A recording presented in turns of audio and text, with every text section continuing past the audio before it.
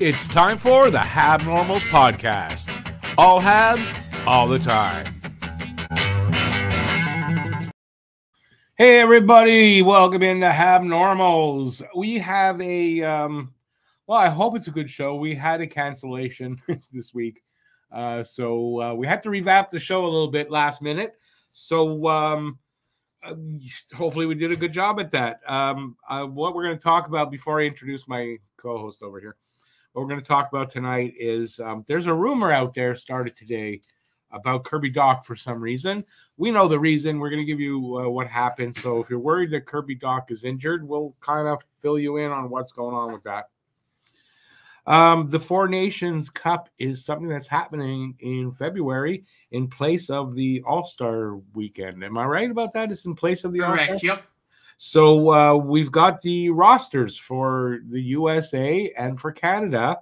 We're going to go over that and talk about it a little bit. And then Matt and I are going to make a wager, but we haven't decided on what our wager is going to be. So we may ask you guys that are watching this to give us some ideas of what we could, what would be a good wager for the, what the loser would have to do. I've got a new segment that might happen every now and then called Stupid Clickbait of the Day. This one is really stupid. And then we're going to give you our impressions from week one. Habs are 2-2-0 after their first 4 games. So we'll give our impressions of how the team's playing and all that. We have a little bit of a thing about offense and defense and how Montreal's performing in this early blush of the season.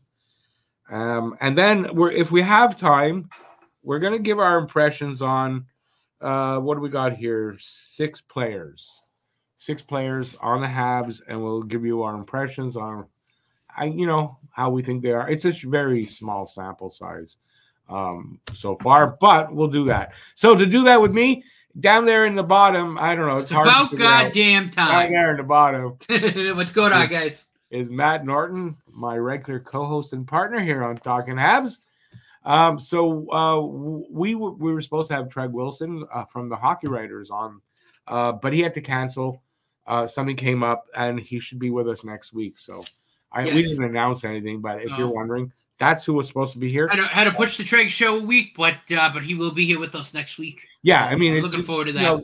These things happen sometimes. Things come up, and you can't help it, and that's it. But we'll have him next week. So I'm looking forward to that next week. Treg's a great guy and a great guest. We've had him on twice already. So great writer too. Go check out the Hockey Writers. Treg Wilson, Blaine Potvin, very, very good. Yeah, good writing. Very good insight. If you don't know who they are, they have a podcast too, and it's one of the top-rated podcasts in Canada for the Habs. It's called Habs Unfiltered, and check them out there. They're good guys. And Navy guys, there's 3 of them there. The other guy, Matt, I don't know if it's Matt Smith, something like that, yeah. Because there's a couple of Matts I follow, and I'm not sure which one it is. I don't know why. I never get it straight. But they're Navy guys. They've got this podcast. They're good guys, and you should check it out. And like I said, Treg will be on next week. Unless something else. But he's been here twice. He'll be on again. So let's get into this rumor about Kirby Dach. So I'm not sure what time. Apparently, NHL players aren't allowed to have a little day off to get a massage and hit the chiro and, make sure everything's okay, nice but let's set this up first. So I think it was this morning. It was either late. It was, I think, late in the morning. Canadians put it out that Kirby Dach wouldn't be taking part in practice because it's a therapy day. And then, almost instantly out there on Twitter and everywhere else, he's injured. He's injured. He's injured. Kirby Dach is injured. So in our group chat, one of our partners, Alex, put that out there in the group chat, and I hadn't heard anything except that he had a therapy day. That he's injured, and I'm freaking out. So I go look. I'm looking, and I'm looking around, and I can't find anything. So he's not injured. He's having a therapy day. And I guess everyone's really worried about Kirby Dach getting injured. I mean, I guess. No, look, I get it. But a couple of things here, really important things. First of all, therapy day, for those who don't know, it's basically the day that maybe they see the chiropractor, they see the massage therapist, just a day to kind of rest, get everything loose, get anything adjusted needs to be adjusted. I mean, these are professional athletes. They've just gone through 4 games to start the year. It's very, very common. You need that. Yep. And, the second thing, too, I want to mention is he's also coming off of a torn ACL. I mean, that's an MCL. I mean, that's a major injury, major surgery. Yeah. He has had, obviously, I think he's kind of been skating basically since almost the end of last season, but still, skating around on the ice is different from being in an NHL hockey game. So there's probably some soreness there. He's still getting those legs back. So again, not really ultrasound on it. I'm sure that's all it is. Every player, at least once in the season, has a therapy day. It's rare a player goes through a season doesn't have, like Nick Suzuki doesn't miss games, but he has therapy days. So yeah, I mean every player in the National Hockey, any professional athlete, really. I mean, you see it sometimes behind the scenes still. Like I said, they'll go to the chiropractor, get adjusted. Maybe they get some massage. Like there's a lot of things. Fans are worried about Kirby Dach. I swear it didn't take long for that. Those rumors like wildfire. Start swirling. That is he injured? He's injured. He's injured. But I get it. I mean, obviously he's got an injury history. Like he's not, But at the same time, you got to really take it in context, right? I mean, he's coming off of a major injury and major surgery. Plus, again, it's super duper common for players to undergo therapy days. He may miss a game or two even during the season because of it. Doesn't mean he's injured. And you know what? It's I wonder if it's worry from the fans. I want to know, but like, is it worry for him and he's going to miss time, or is it a lot of fans going, that Dach, I knew he was injury prone. I knew he was a worthless bum. Like, I wonder where that's motivation for. Probably a little bit of both. I mean, like for me, obviously, I just, he's still so young where I kind of go, I think he can kind of grow out of this injury proneness. But again, too, I'm of, also like the right mind where I go, well, he also just came off of a major injury. He had major surgery. So again, I'm not that concerned that he's having a therapy days. He's probably sore. Like he just played his first 4 like in-season professional NHL hockey games in a year. Yeah. So it's going to and that's why he hasn't really looked himself yet. He's just getting back into game shape, right? It's been, I mean, look at even the first line, right? It took him like 3 games, but now they're back to kind of firing on all cylinders. Well, not all the first line. Not all the first line. Mostly Suzuki took a few games. True, yeah. No, I mean, Caulfield and Slav have been pretty good since they've been. But again, it is what it is. And Suzuki started off slow last year. He still almost put up a point a game. So if anybody's concerned about that, like he had 2 assists the other night, so he's actually up to 3 points in 4 nights. That's not a problem now. That's the thing. So he's starting out a little bit better than last. Slav, I think, is what, 2 or 3 points now. I think he had 3, so I think he still has 3. I know, because he's got a goal and I think in 2 assists. So I think that's what it is. Yeah, I mean, anybody concerned about that top line? No, the production's there. It's not a problem. Yeah. It's not a listen, the production from the Habs is there. They're scoring. Yeah, I mean, they got to be averaging, right? After the other night, it's got to be over 3 goals a game now, right? Yeah, they had 4 against the Bruins, only 1 against Toronto, but still, that's 5. But then they put up 4 against the Senators and 3 against Pittsburgh, right? So 7 and 5 is 12. 1 is 13 divided by 4. Yeah, no, that's right. They had 9 going into the game, so it's 12. They put up 12 goals in 4 games. That's averaging 3. That's not a problem. I think they're averaging a power play score a game too, which is definitely not a problem. Yeah, they are. They've scored a power play goal. I've been happy to see that. The percentage, I think, still does have to come up a little bit, but the fact that they're scoring on the power play every game is a good sign, right? Like, and again, like we said in the preseason, I don't care that they went 0 for 30 in the preseason. That's not the units we're gonna see. It's not meant nothing. NHL games. I'm like, if you're concerned about the power play after the preseason, like relax. And it's showing, right? I mean, and they look pretty good. I said it in the preseason that they're gonna not score in the preseason. It was near the end. and they're going to get a goal, a power play goal in their first game. No worry, probably a couple. I'm not sure, but it was the first goal of the game a power play one? Yeah, it's Caulfield on the power play. So there you go, right? 0 for 30 in the preseason. First goal of the season, power play goal. No, and to your point, too, like, I mean, there's been a couple power plays that really didn't do anything, but for the most part, they've been generating a lot of chances, right? No, the power play looks much deadlier. It really, and I mean, a lot of the puck movement, like that pass Suzuki made the other night to Slav. That's it. Yeah, that was beautiful.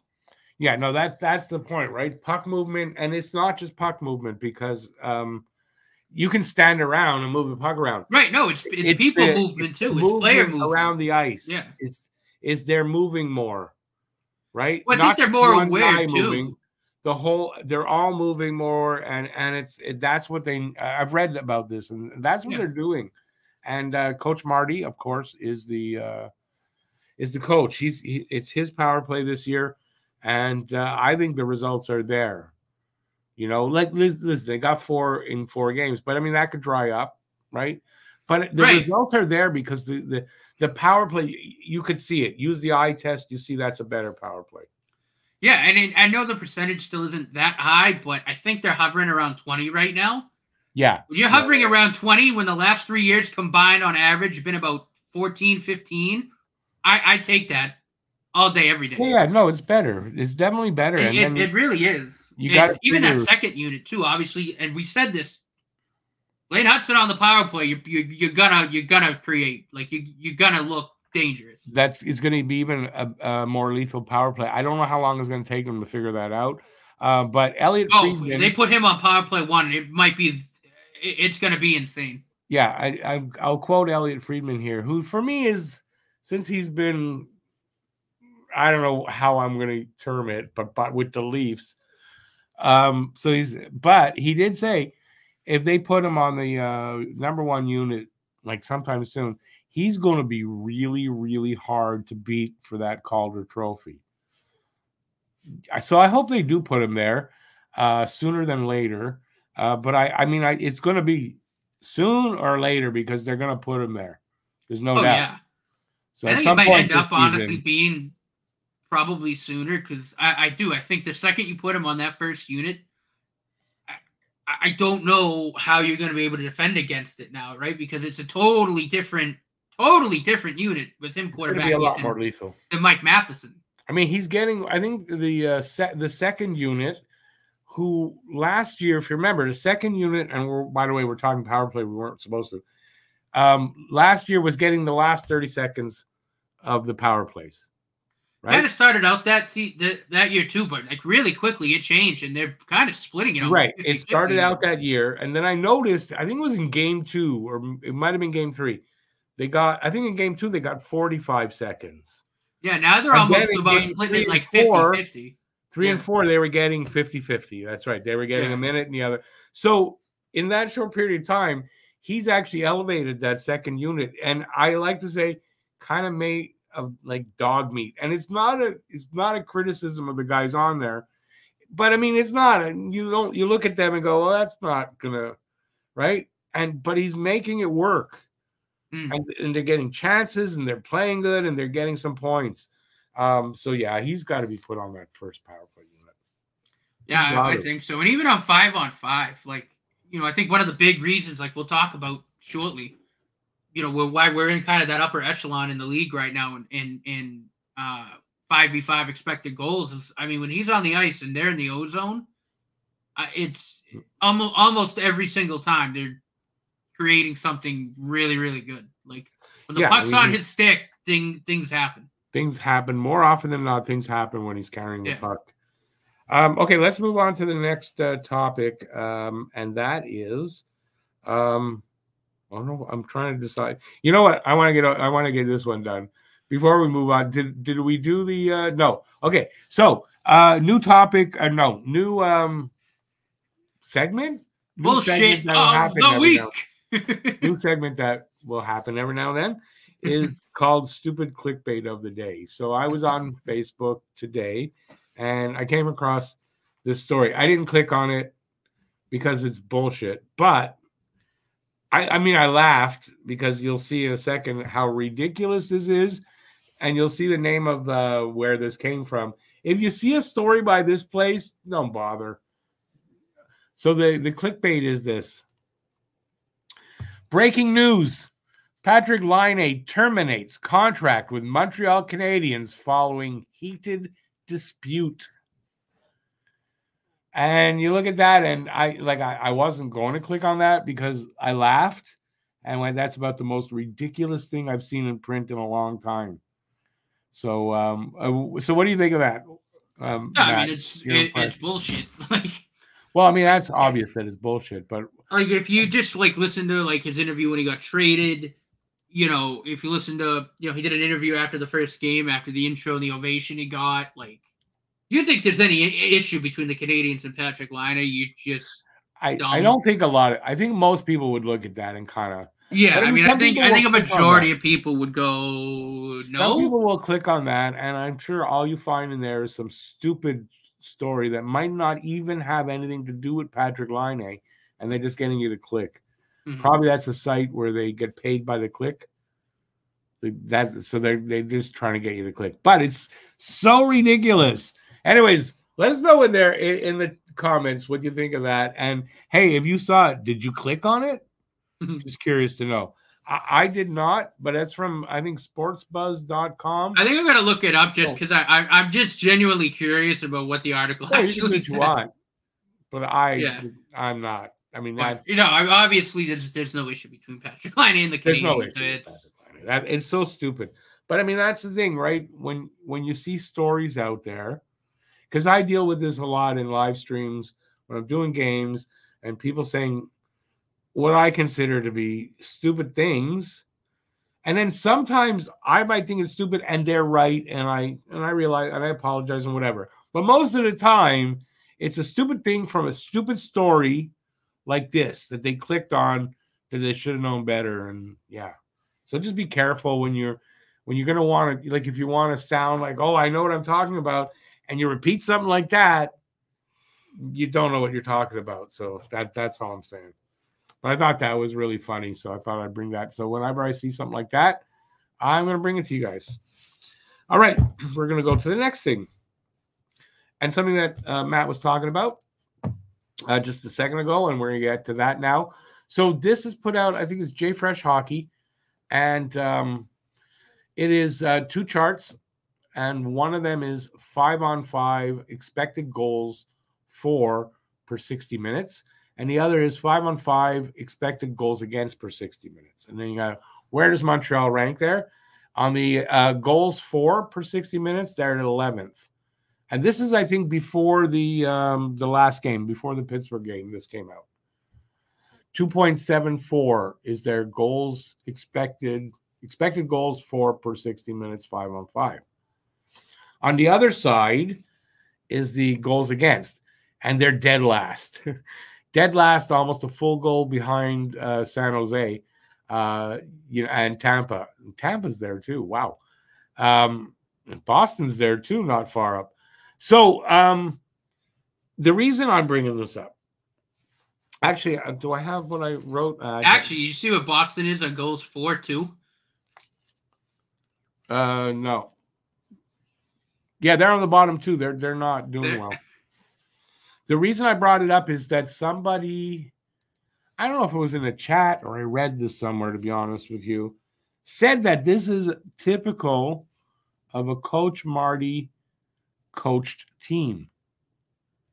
And now it's Marty's third full season. He's coached 2.5 seasons here in Montreal. He has not coached anywhere else. And I'm wondering, where do you get that? It's typical of a guy who's starting his 3rd season. Rebuilding a team.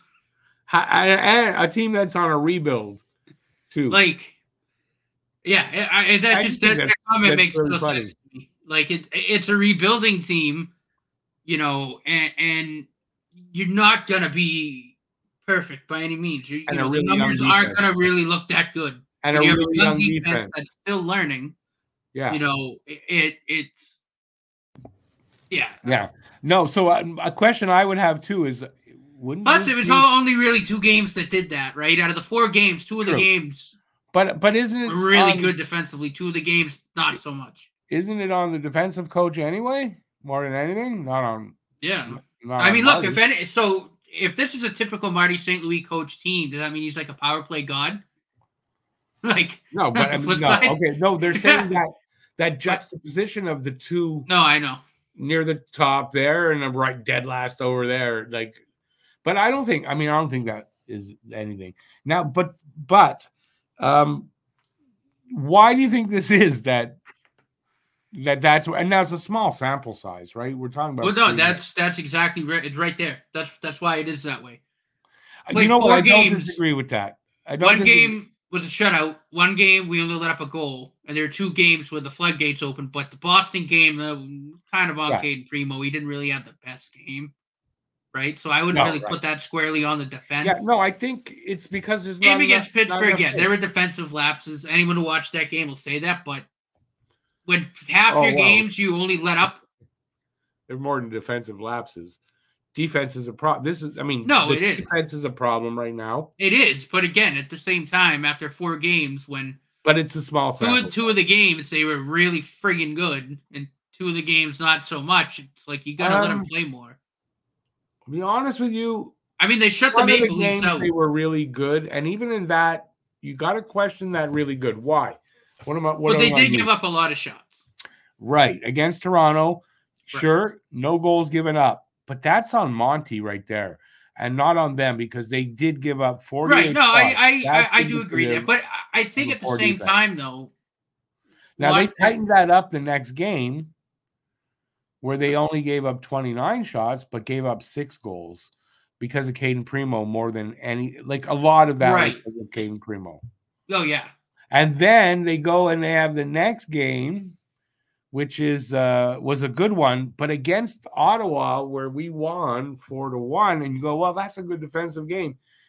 Ottawa outplayed us overall, and I don't know what the answer to that is of why we won 4-1, but I think a lot of that was that we were due to win against them because they'd beaten us 9 in a row. Sometimes that's how it works out. You can't really explain it more than they were due to win. And that's what it was. But I think Ottawa outplayed us a little bit there. I do, too. I'll say this, though, too. I think a lot of it, too, and this was just...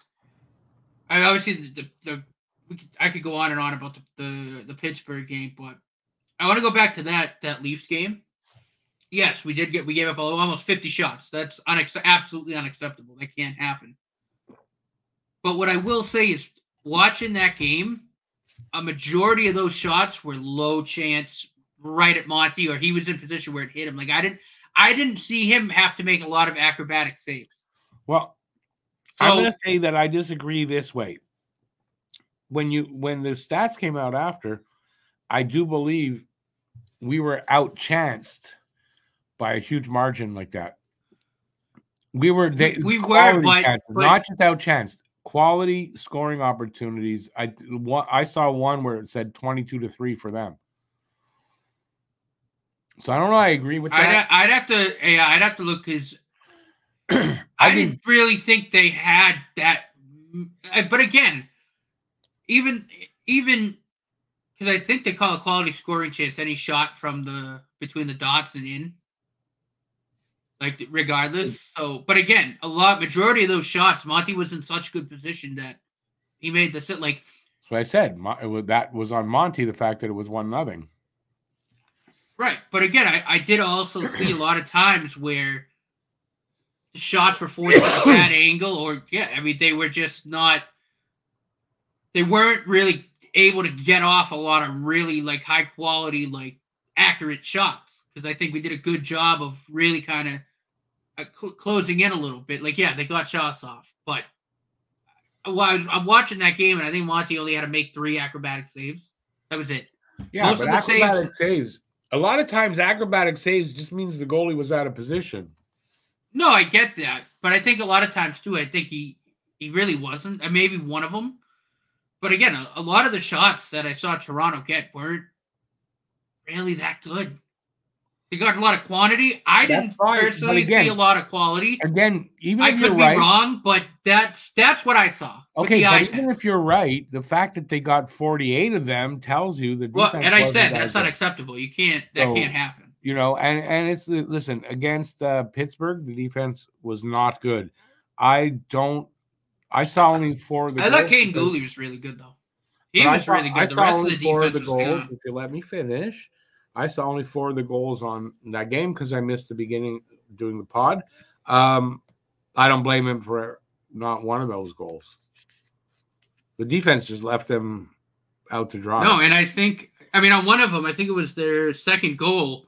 It wasn't even the defensemen that were out of position. Josh Anderson just stood there watching the puck and left Rickard wide open in front of the net. Yeah, so I mean, like I'm looking out on the defense. That's just Josh Anderson being a traffic cone for a second.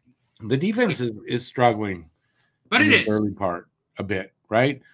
And you know, but it's not unusual. It's a young defense still. I've been saying to people today, I think mostly today, that I think, you know, that chart we showed you there, I think by the end of the season they move up on that defensive side. And, you know, again, it is also a small sample size, right? And they're still figuring things out and they're working on things. So it's, you know, this early in the season, it's not something I would be like. Stats can look really bad at the beginning of the season with just 4 games, whatever played. Stats can really look bad, and you play another few games, and you know it evens out a little bit. Yeah. So. What I will say though, what I am very happy with on that chart is the goal scoring, and the thing with that too is it's been consistent. After that shutout, it was 4-3-3, or no, excuse me, 3. No, it's 4-4-3. I think we scored. Yeah. Following the shutout. So the goal scoring's there and it's consistent. That's a really good sign. I like that a lot. I mean, well, the chart proves right now they're scoring. That doesn't mean it's going to happen all year, but I mean, I think but it's consistent though. That's the difference between those 2 charts. Right. Obviously, like I said, the defense hasn't been good. I'm not making any excuses for that. But again, right, for the goals against, there was 2 out of the 4 games were really bad. But the goal scoring's been consistent through the 4 games, which again, right, watching this team for as long as we've watched them, especially in this century, like when was the last time we were kind of consistently threatening to score, you know, 3 goals a game? Right? We've had times in all the seasons. We've had games even last year where we had a period of time where the offense was good. But, you know. Right, but maybe it's just the eye test for me again. Like, I just think they look a lot more threatening. They look more creative. Like, I think, and again, I think a big reason of that, we'll touch on him later, is Lane Hudson. Yeah, we'll talk. But now let's not get ahead because we already jumped ahead. Right. On 2 things. So, okay, let's shift off of this for now. Right now, let's do what we were supposed to, and that's this. So this is these are the rosters from the 4 Nations tournament. Projected roster. They can change. Obviously. Well, yeah, because players, you know, there's going to be injuries and shit like that are going to have to deal with that. That's for sure. But right now, going into it, these are the predicted rosters. I think the big reason I wanted to talk about this was because in our on our other channel there, you know, our partners, Cam was making fun of the Team Canada roster by saying they're too old and they're this and they're a bunch of asses, whatever he was saying. And I just thought we'd compare them and try to come up with a consensus of which is the better team, if there actually is a better team, or, you know, one team is better here, the other team there, and they kind of even out. So let's go over. I'll read off the Canadian guys, and you read off the American team. How's that? You want to go line by line, or you want to just go group by group? Yeah, let's do first line. Okay. I'll start off. Okay, so our first line, remember, as he said, projected lines.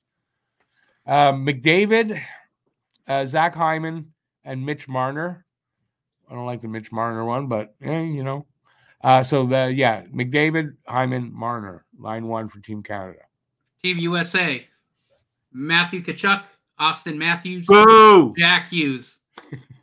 For me, I think you have the edge at center, but I think Tkachuk and Jack Hughes are better wingers than Marner and Hyman. Do we have the edge at center? That's a good point. You got to think, we probably. I think, McDavid's the best player in hockey. No, but I mean, okay, but you got Matthews and Eichel there, so I mean, it's not like. But I was talking about the first line. I mean, if we're looking overall, like, the U.S. So like Rick said, it's Matthews. Oh, Eichel. I see what you're saying. First line center, we got the advantage without a doubt. But I mean, Jack Hughes and Matt Tkachuk will eat up. Well, I don't know. Chuck Hyman might be a good matchup, but Mitch Marner will get eaten up by Jack Hughes and Matt Tkachuk. So I would tend to probably agree with that. But I mean, Hyman is a 50-something. No, look, Hyman's a great player. I think honestly those first lines are very, very similar. I think Zach Hyman and Matt Tkachuk play a very similar game. I'll tell you one thing we lead at, and that is players who might get hit or after losing would cry. We lead on that with Mitch Marner. Yeah. Okay. I don't know. Austin Matthews, it might be a tie. No, it's Marner that Nylander was giving shit to. No, it's both of them. Yeah, but I think it was more aimed. No, it was mainly aimed at Mitch Marner. I think so. Personally. All right. Second line: Sid the Kid, Brad Marchand, and Nate McKinnon. Now that's a bit of an older line, so I'll give Cam a little bit there, and we may feel that Brad Marchand may be having a little drop off. But I don't think Sid the Kid is. Although still, again, no, I like McKinnon. I like Crosby there. And McKinnon is McKinnon. Yeah. U.S. side: Kyle Connor, Jack Eichel, Brock Besser. Really, really good line. But I do think I give you the edge on the second line just because you have McKinnon and Crosby there. I think Kyle Connor is better than Marchand now because again, I think Marchand is starting to kind of regress a little bit. That Bruins second line has been crap to start the year. Yeah, Boston second line. Yeah, and he's barely been noticeable. But I can't say that Jack Eichel and Brock Besser are better than Crosby and McKinnon. I think Nathan McKinnon is the second best player in hockey. No, I think that's fair. I do think that's fair. All right, third line: Braden Point with Stamkos and Mark Stone. Mark Stone has promised not to get hurt before the Four Nations. I was just going to say, this is right around the time where he takes his vacation. Yeah. So he's promised he won't get hurt. How he knows, I don't know.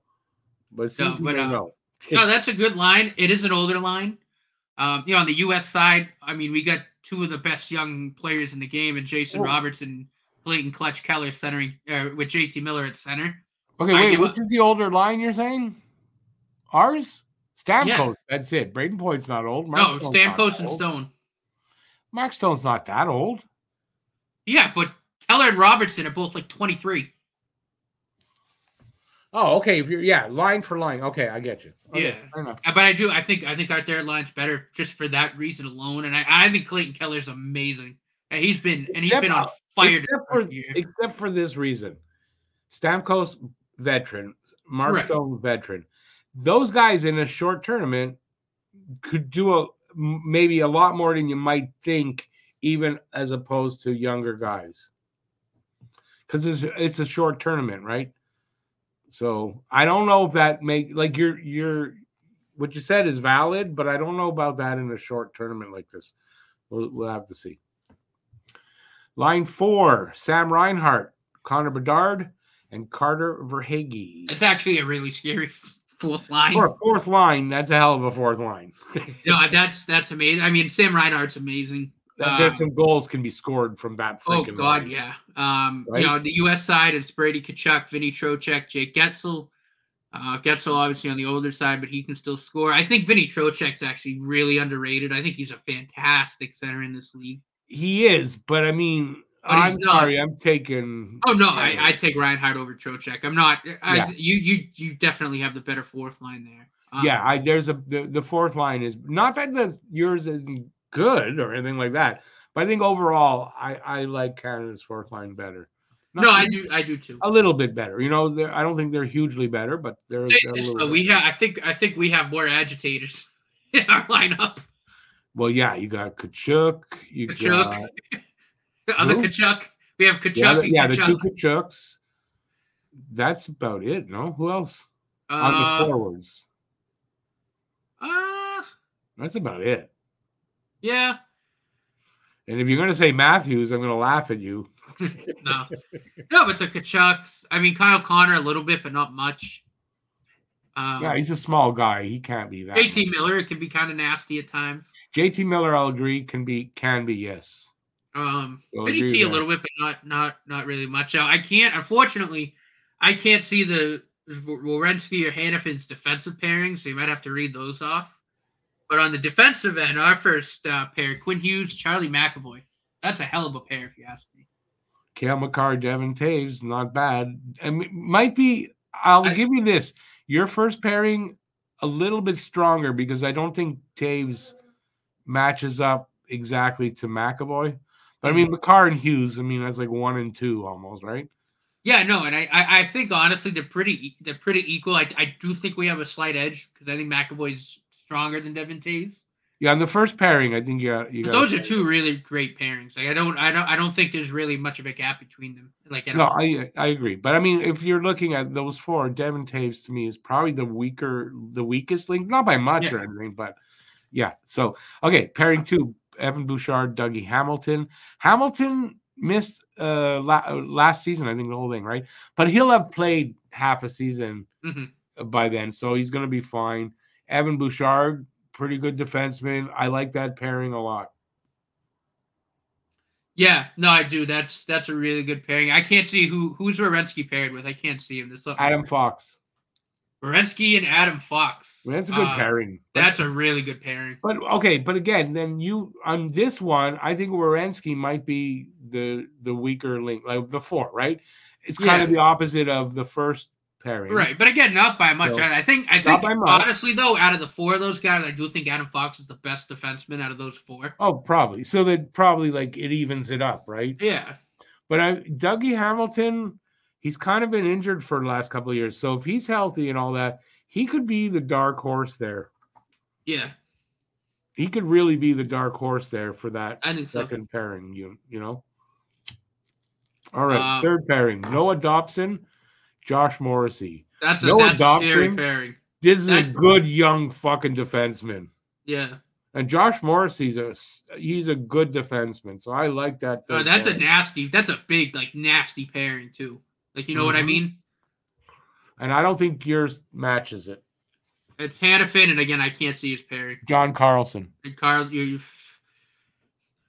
with me there, I like Hannafin. The problem is John Carlson plays like 30 minutes a night for the Capitals, so he's probably going to be like a Toyota. And he's old now. So he's like a Toyota. They can run him into the ground and he's fine. I think third pair we're better. And I think overall the defense for Canada is a little better. But I don't think it's by much. Like, you know what I mean? No, of course, these are all top freaking NHLers. No, not by much, but a little bit better. So I think that's where that sort of ends, because I do think we kind of blow you out of the water in that. No disrespect to Sam Montembeault. I love him. On paper. But on paper, we blow you out of the water. Blow us out of the water. There's no doubt. And if I'd say anything else, then you just ignore me. But as we all know, games are played on the ice, and in a short tournament, those 3 on our side can do just as well as the 3 on the other side.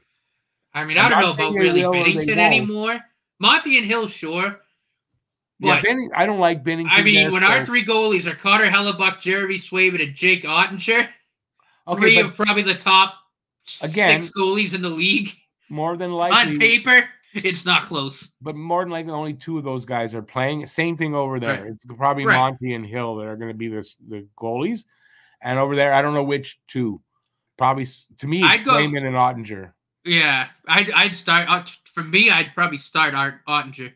To me, it's Swayman and Ottinger. Who is the starter? I don't know.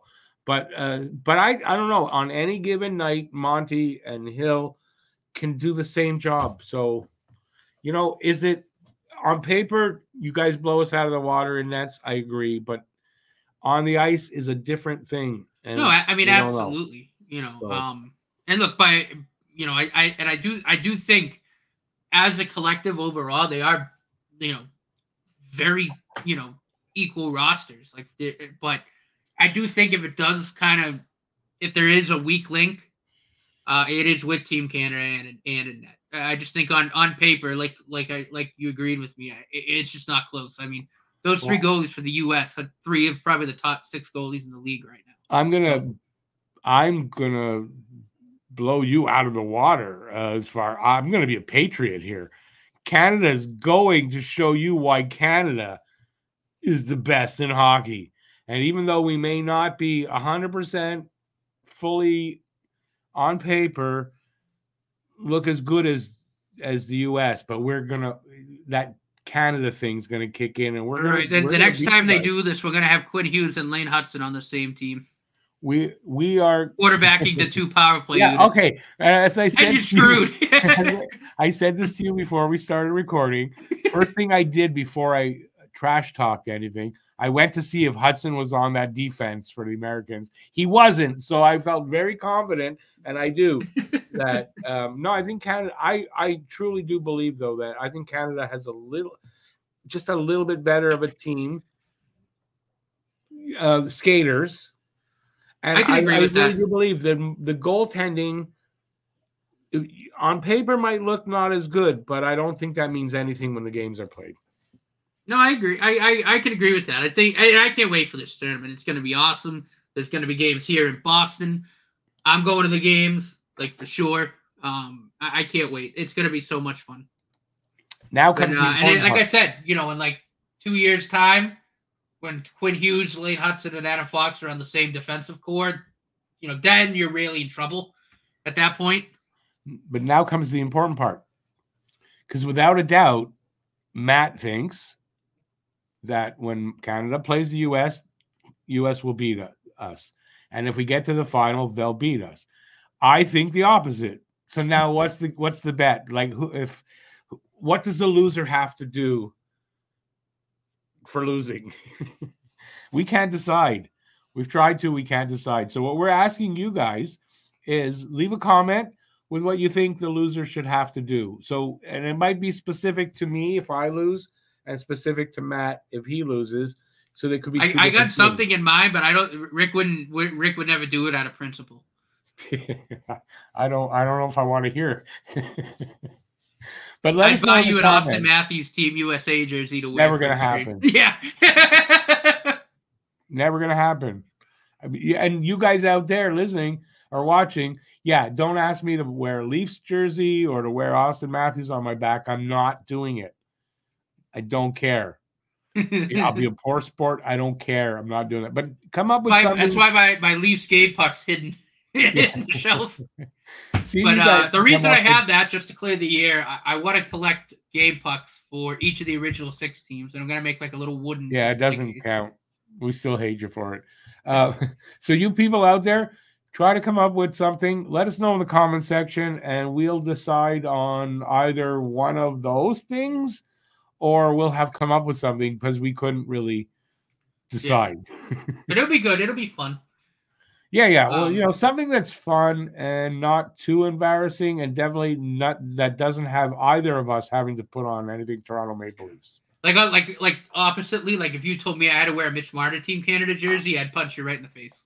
That's right. So nothing to do with any of the Leafs. We don't want to. We're not going to do that. We have pride. All right, let's move on. What's next? Well, impressions. Week 1. Rick would burst into flames if you touched anything Leafs, to be totally honest. What's that? Then I think if you even touched anything like with the maple leaf on it, you burst into flames. You know what? It's funny you say that. I don't know if I've ever. I'm sure I have, like in the store, shopping for the kids, and we saw. I know I have this little Leafs jersey. I'm sure I touched it, but I didn't burst into flames. But I felt sick for about a week after. Okay, so let's talk about week 1's in the books. Montreal has played 4 games now. walking away with 2 wins, 2 losses, and 4 points. What are your impressions of this team in that small sample size of 4 games, which is what, 5% of the 5% of the season? Mm-hmm. Oh, look, I'm going to start with the good first. And I think I got to start with Lane Hudson. You know, and I don't say that because he's the talk of the town, but I say that because, you know, I've been high on this kid since he was in college. You know, I watched him a ton in person at BU. Funny story, that puck right there that I can't barely point at, but this BU game puck came off his stick in a game. True story. I will die on that hill. It did.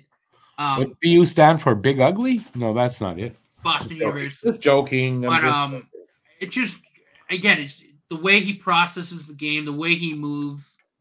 I never had a concern it would translate to the NHL level. I know a lot of people did. He's proven all those people wrong. Every time he touches the puck, things happen. You know, when he's got it in the ozone, things are created. He moves so well. He creates space so well. He's over a point a game player if you count the 2 games he played last year. So he's off to the races. I couldn't be happier. And I agree with Friedman. I think if he plays first power play units, he's going to be really damn hard to beat for the call. Yeah. You know, I think right now, I know it's only 4 games in, but to me right now, it's probably between him and Logan Stankoven. Stankoven's also gotten off to a really, really good start with Dallas. But he's been a hell of a bright spot on this team. I think also Cole Caulfield. I mean, seeing him shoot the puck, you know, I think, and Rick, you and I talked about this.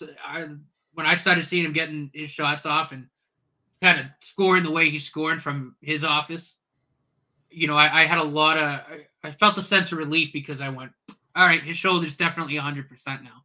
I mean, you could tell just the way he's shooting. He's been a lot more accurate. He had that goal against Ottawa when he went right over Allmark's shoulder and he had that much space to shoot at and he nailed it. Yeah, no, the accuracy seems back, Yeah. Just been really, really fun to watch him. Instead of getting like 8 shots on goal and them all missing the net, he's hitting the net again. And scoring. Yeah, but he's hitting the net. That's why he's scoring. Yeah, no, for sure. He really hasn't shot the puck wildly at all. It's been fun to see. I mean, he's moving around very, very well. He's getting himself open. And I think, to me too, I think Caden Gooley's been a real bright spot on a defense that hasn't been good, and I'll get to that when I get to the bad. But he's been a beast all over the ice. He scored the goal the other night. I think he's got 3 assists too to go along with that. But he's just been really, really good. He's been I think our best defender this season. And I know it's not how the defense has played. It's not really hard to kind of say that, but I think if you watch him on the ice, I mean, he's been really, really good. Closing space down, using his body.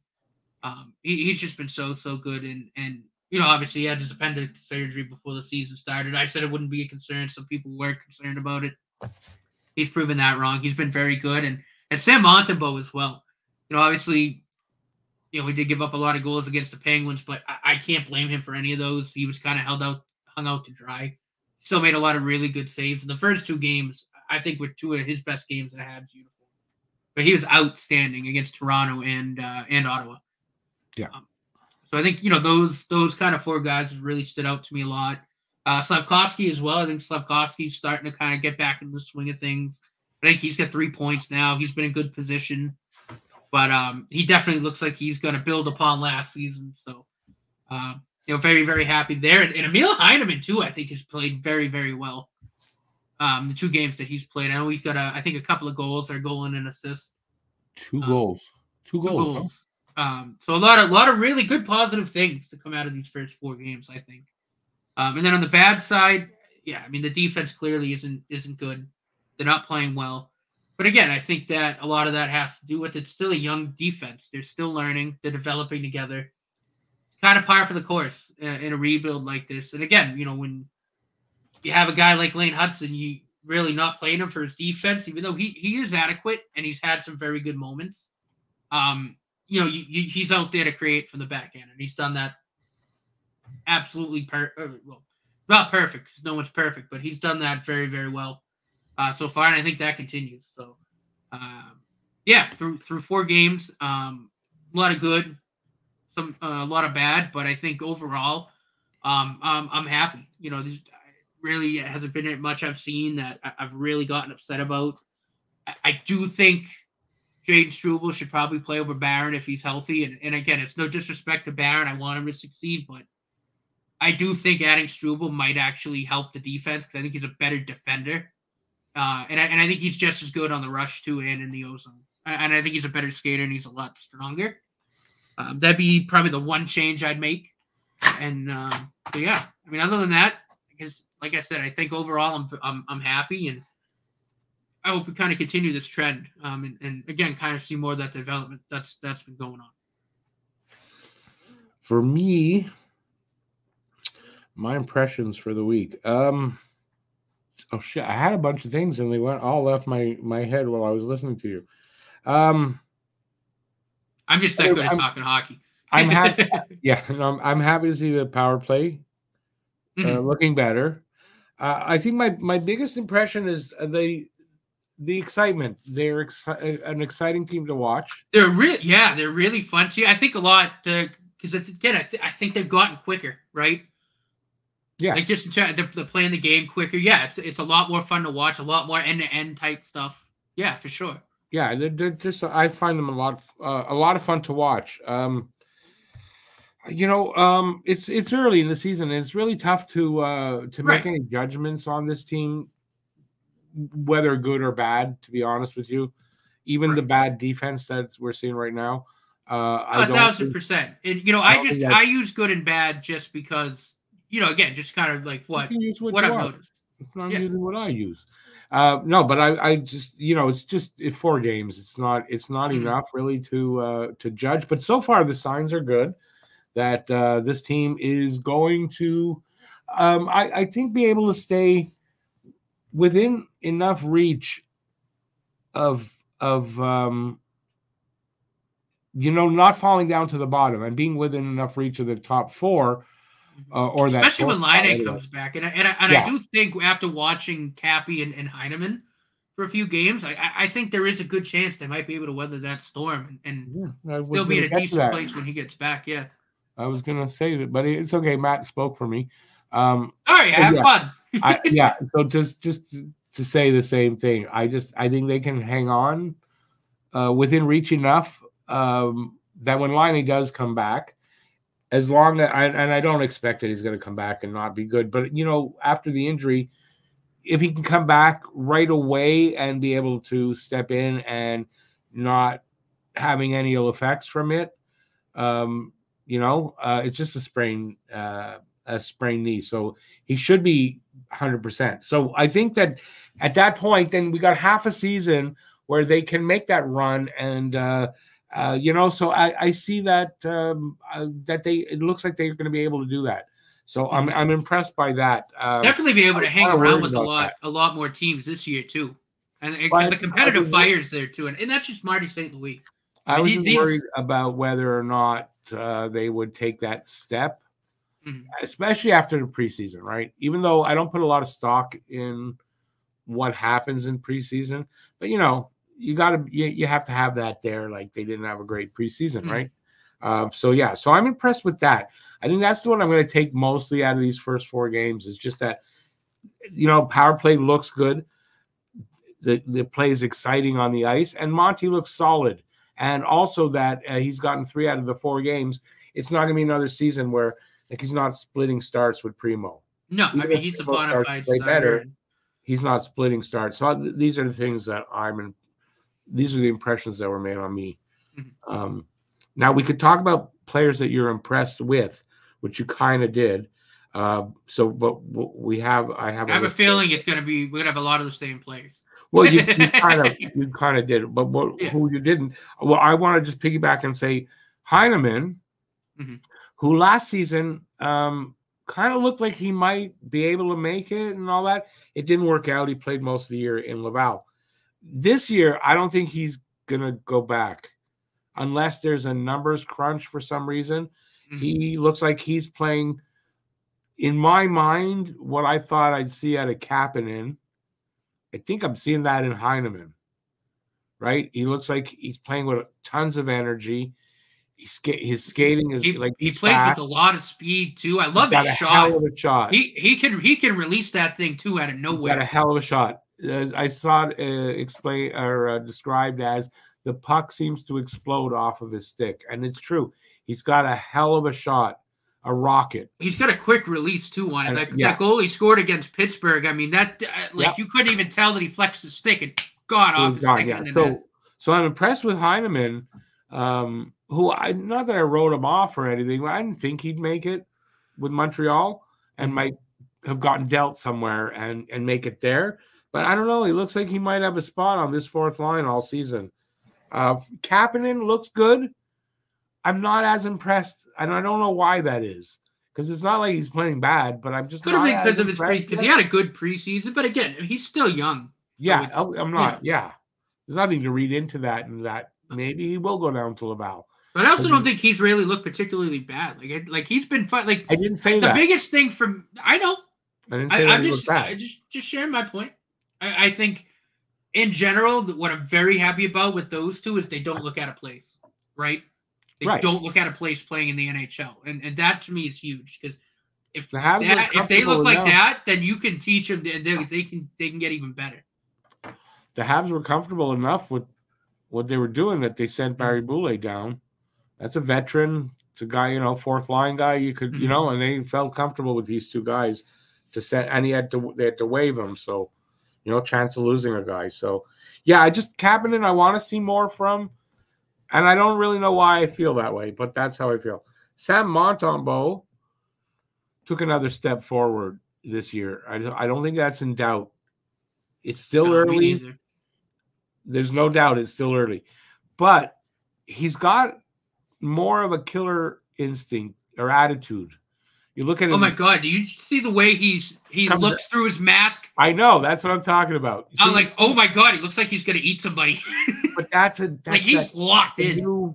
It's a new level of intensity and focus. I think he's got, which I think is going to serve him well. And you see in his play, he is tracking the puck well.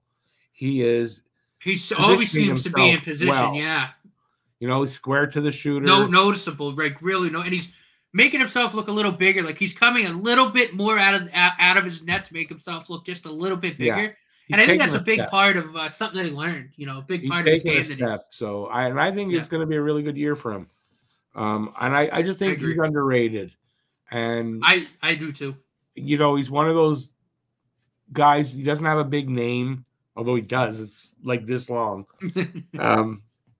But you know what I mean? He's not a big name guy, but he's really good. So I think when you're in contention, well, granted, I know there aren't really a lot of big name or with the Canadian goalie situation. Like I know there's not a lot of. I feel bad saying not a lot of competition because obviously there is, but at the same time, like you're not in the era where you also had guys like Price and some of the other guys that, but again, even still, with him being basically probably going to be Team Canada's starter at the Four Nations face-off too, I think that tells you something. Yeah, I think the fact that he was listed as the first goalie there, that'll tell you what they're thinking, that he's going to be the starter. All right, so Monty, Cole Caulfield, as he said, I don't think I have to say any more. Cole Caulfield looks like his shoulder is good again, and he's grooved his shot back, where he's accurate again, and he's placing pucks on net, and that will lead to goals. And he's also really getting to the net more too, a lot more crashing the net.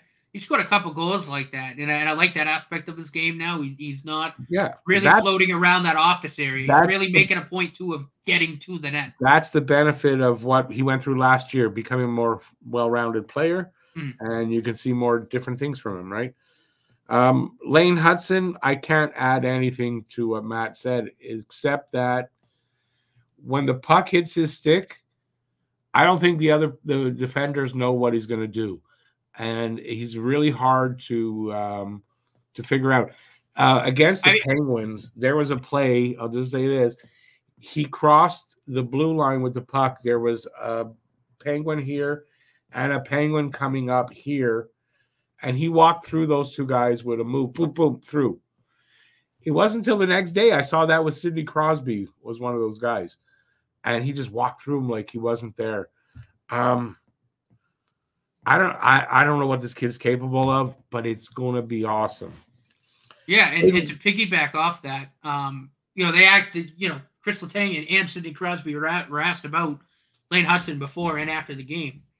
And they both echoed the same thing. They were just talking about how high his hockey IQ is and yeah, just how unpredictable he is. Like they mentioned how they kind of tried to game plan for him and try to kind of give him more space so we try to do more than he should. But after the game, they're like, yeah, it didn't really work. So you can, even if you try to game plan for him, you really can't, because he's thinking 2-3 plays ahead. He's got that plan A, but he's so quick to deviate off that if he needs to go to like a plan B or a plan C. But you also don't know what direction he's going. Right. No, exactly. It's really hard to tell because he can cut on a dime and he does that shoulder feint. So, yeah, Lane Hutson, everything he's advertised to be, and he's also point-of-game player so far. Caden Gooley, yeah, just him too. Step up, he's earning that contract that he signed. What a bargain! He's earning that. There's no doubt. I think it was 6.5 million. Yeah. I think some people were like, yeah, he's young. Yeah, I don't think that's a problem. I think that contract's a bargain. I do. Even the guy, the money that the top line's making too. I think honestly, all four of those deals are bargains. Oh yeah, no, they're fine. Yeah, but Caden Gooley, $6.5 million. Yeah. What's he done yet? Really? He's worth the money. I think no he preseason, is. No training camp, no preseason, one game, and he does. You can't tell. So there. No, and I don't think a lot of people agree when I say I think he's our best defender right now in terms of actually like yeah. No, he is. He's our. I don't think it's particularly close. Yeah, no, that's definitely he's our best defender, and he's playing with Hutson right now. Last game anyway, so that's interesting. I kind of like that pairing too. I like that pairing a lot. The last player I want to talk about, and very briefly, is Caden Primo, and I just want to say this, and that is he played one game. I'm not gonna shit all over Caden Primo after one game. I don't care what he looked like. I don't care. You give this kid 5 games at least before you say he's done. He's whatever they were saying about him. One game. That's not enough to at the beginning of a season. That's not enough to judge a player on for the year. Like what kind of year he's going to have. So I just wanted to say that Caden Primo had a great year last year, and I don't think you can judge him by the one game. So I know he's going to be playing. I believe he's going to be playing on Saturday against on Thursday. Against LA. I believe he's going to play against LA. So we're going to get a look tomorrow night and see what he looks like. Again, the second game should be a good game. I think it's also a winnable game. I know LA's gotten off to a hot start, but I do think not having Doughty will catch up to them. Yeah, for sure. And I dare say, I think having to go up against Lane Hutson and not having that anchor might work out to be an advantage for the Canadians. I'm not sure. We'll see. But again, I think that's a winnable game. And who are we playing Saturday? I don't remember. Islanders. I think that's a winnable game too. Yeah, Monty will be in nets then. I'm positive that almost no matter what Primo does, Monty's getting the start Saturday. Mm-hmm. Yeah, I think it's a winnable game for Primo. Even after that game, I'm still not judging him, good or bad, whether he has a good game, bad game. Got to give him a few games before you're gonna, Anyway, that's all I got. I don't have anybody else I want to talk about. We're at the we've reached the end.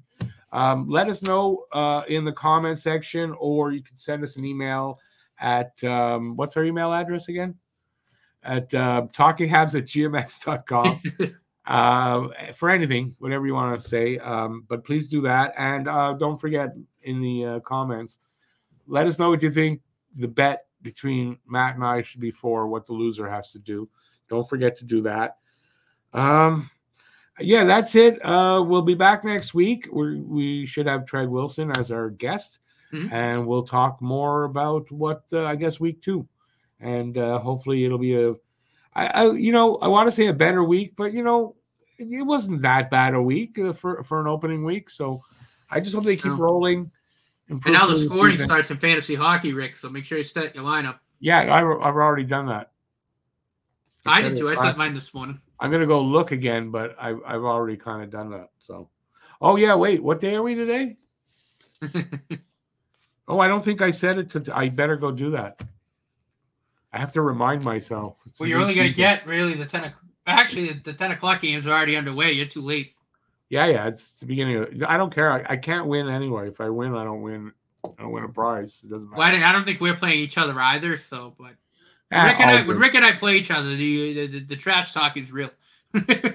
Yeah, all good. All right, so we're going to take off till next week.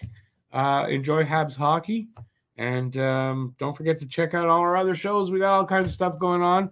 Don't forget to check out Don't Puck with Media. Link is in the description.